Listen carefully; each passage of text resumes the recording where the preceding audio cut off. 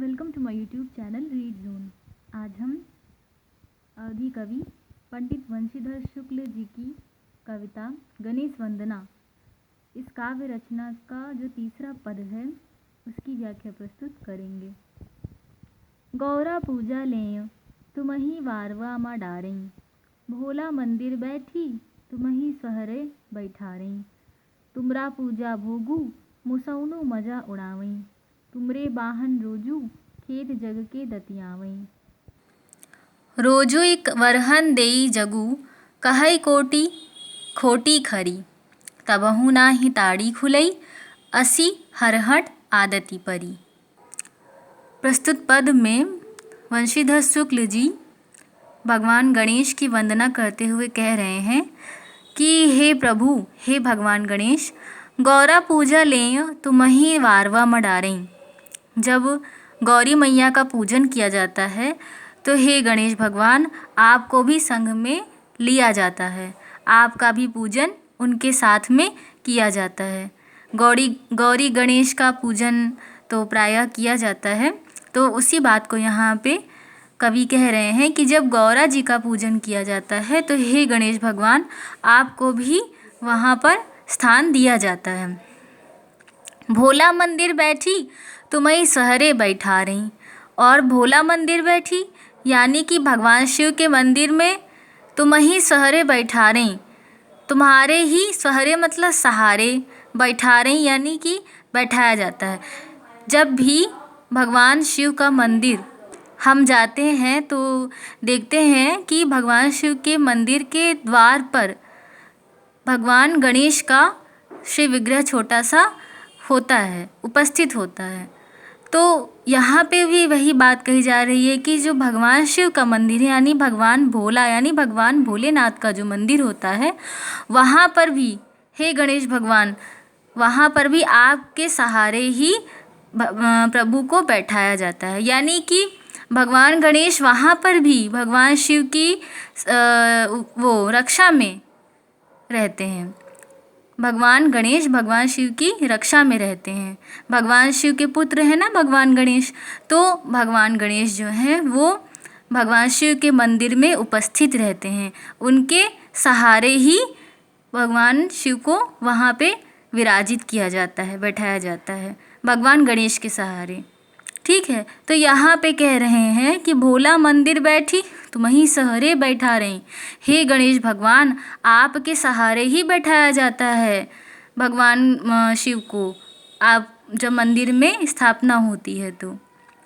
तुमरा पूजा भोगू मुसौनु मजा उड़ावई, और तुमरा पूजा भोगू मुसौनु मजा उड़ावई यानी कि जब आपका पूजन किया जाता है हे गणेश भगवान, जब आपका, तुमरा मतलब यहाँ पे आप से है, यानी कि आपका जब पूजन किया जाता है, आपको जब भोग पधराया जाता है, आपको जब भोग लगाया जाता है, तो फिर जब आपको नैवेद्य अर्पित किया जाता है, पूजा की जाती है, तो फिर आपके जो वाहन मूषक हैं, आपके जो वाहन चूहे हैं, वे आपके भोग का मज़ा उड़ाते हैं। यानी कि आपके भोग का, आपके प्रसाद का वो मज़ा लेते हैं, यानी कि वे उसका रसास्वादन करते हैं, उस प्रसाद को वो बड़े मज़े से खाते हैं।